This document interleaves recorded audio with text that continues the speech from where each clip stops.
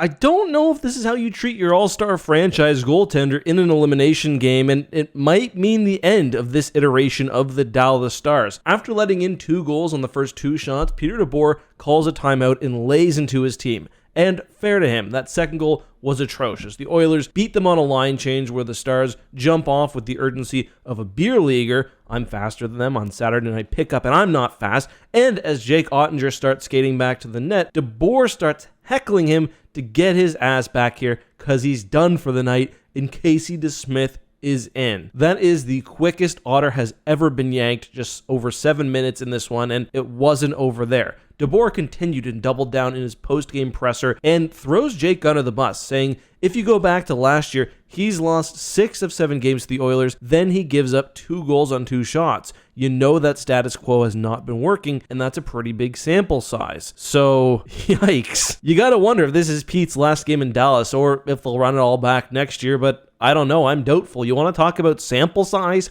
Peter DeBeor? Over the last 7 seasons, you've lost in 6 conference finals. 6 of them. So, I don't know. There's a glass house with a few cracks in it, so maybe put the stone down. And how did pulling Otter go in the end? Well, also not great, because just 2 minutes later, Jeff Skinner would score his first career playoff goal as Dallas just completely fails to track the puck, and it's 3-0 Oil Pigs. You'll love to see it, somewhere in a Buffalo Wild's wing. A man just fell to his knees crying. Beautiful. That's the Stanley Cup playoffs. But even with the goalie shenanigans, we did have a game on our hands as once again, Jason Robertson shows up to play and gets one back before the period's through, giving Stars fans some hope. Then in the second, Rupe Hintz gets one on the PP to bring them within 1, but unfortunately, the best player in the world did play for the other team last night, and he makes them pay with an absolute dazzler just 2 minutes later, just destroying the hope of Dallas fans. Matthias Ekholm, by the way, first game back in the lineup, he blocks a shot, and the puck goes flying to McDavid, who gets on his horse. He grabs it, streaks in onto Smith, Hintz on his heels, and he fakes backhand before pulling it back,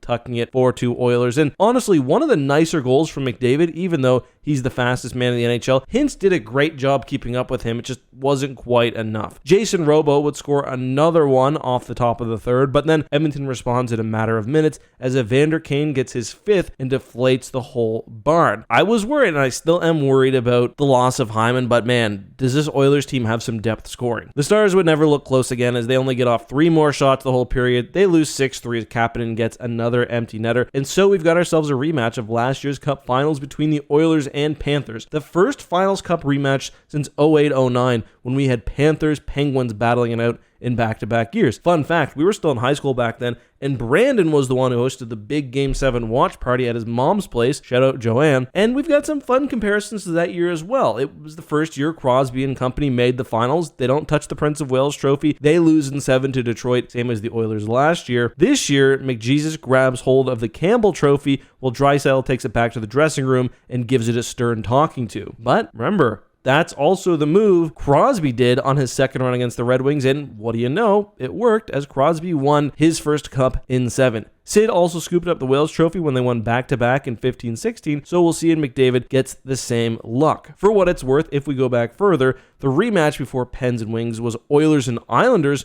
where the second run is where Gretzky won his first cup against that Islanders dynasty. Seems like history might be ready to repeat. For Canada's sake, I hope so. But what do you think? The Oilers this time also have home ice advantage, which, believe it or not, they haven't had the whole playoffs. Are the Cats going back-to-back, or will Connor and Canada finally get some hardware? Let us know below.